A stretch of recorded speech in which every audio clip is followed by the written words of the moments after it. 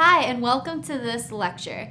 Here we are going to talk a little bit about verbs, and just so you know, most verbs are conjugated with avoir and être, and the majority of them are conjugated with avoir.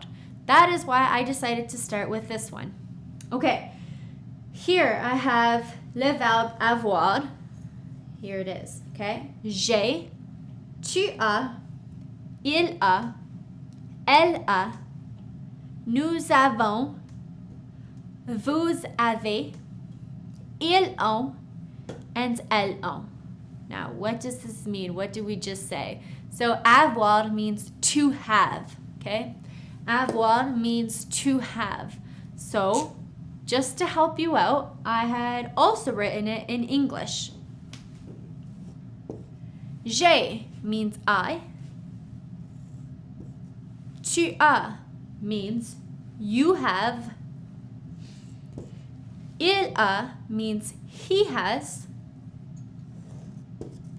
Elle a means she has.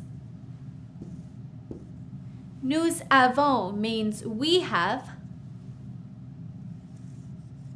Vous avez means you have. And again, that's plural. Ils ont means they have. And elles ont, again, means they have. Ils ont is masculine. Elles ont is féminin. Okay? And just so you guys know, when we're working with il and elle au pluriel, what do we do if we are referring to three girls? Of course, that's simple. It's féminin. We would say elles ont, okay? But what if we have a mix? We have girls and boys. We have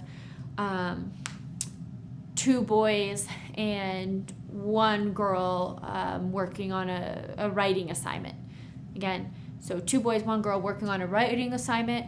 We would refer to them as ils ont, okay? Even though there's more girls than boys, anytime we're talking about two or more people, it's pluriel. And anytime there is at least one male or one boy, it is automatically always masculine, okay? Very important. As soon as there is at least one boy in the picture, one man in the picture, something masculine in the picture, it is masculine. Okay, so if it's a group of people, there's 10 women, one male. It just so happens that they are all referred to as il instead of elle. Okay, so keep that in mind. Great job with avoir. Now I am going to show you être.